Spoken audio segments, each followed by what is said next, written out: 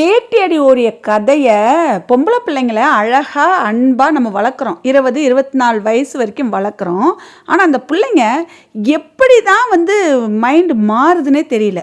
எப்படின்னா யாராவது நான் பல விஷயம் இருக்குது. நான் சொல்கிற ஒரு சின்ன விஷயம் என்னென்னா, அம்மா அப்பா பார்த்து ஒரு கல்யாணம் ஃபிக்ஸ் பண்ணுறோம். அந்த நேரத்தில் அந்த பொண்ணு பையன்கிட்ட பேசக்குள்ள இருக்குது. ஆனால் பையனை அம்மாவுக்கு பிடிக்கல அப்பாவுக்கு பிடிக்கல அப்படின்னு சொல்லி பொண்ணை நீங்கள் கண்ட்ரோல் பண்ணுறது தப்பு.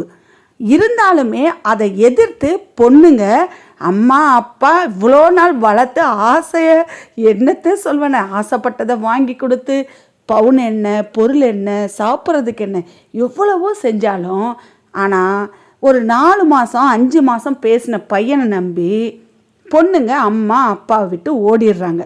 அதாவது ஓடி போய் கல்யாணம் பண்ணிக்கிறாங்க. ஆனால் இங்கே யார் ஏமாத்துறாங்கன்றது எனக்கு சரியாக தெரியலங்க. யாரை ஏமாத்துறாங்க?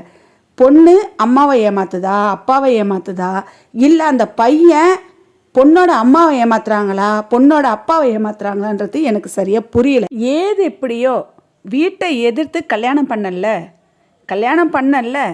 அப்போ நீ ஒழுங்காக நல்லபடியாக பொண்ணு வாழணும்ல.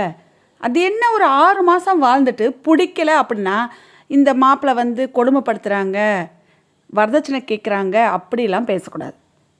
பிடிச்சி தானே ஓடி போனேன், அப்புறம் என்ன பிரச்சனை? காதலிச்சு தானே கல்யாணம் பண்ணேன், அப்புறம் என்ன பிரச்சனை?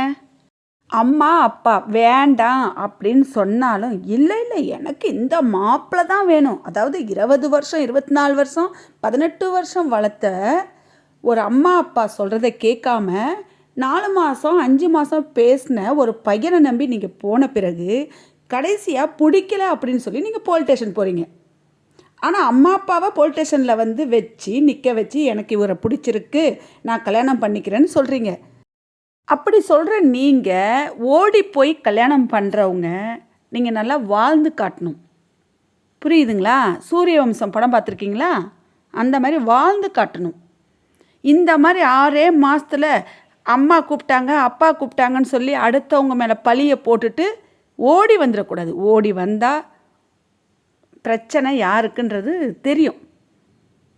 விதை போட்டவங்களுக்கு பிரச்சனை கிடையாது, விதை முளைச்சி வெளியே வரும் பாருங்க, அங்கே தான் பிரச்சனை இருக்குது. புரிஞ்சவங்களுக்கு புரியும். நான் என்ன கடைசியாக சொல்கிறேன்னா, பெற்றவங்க பேச்சை கேளுங்க. பெற்றவங்க கல்யாணம் பண்ணி வச்சா கல்யாணம் பண்ணிக்கோங்க. லவ் மேரேஜும் சக்ஸஸ் தான், இல்லைன்னு சொல்ல. இந்த மாதிரியா நடக்கும்?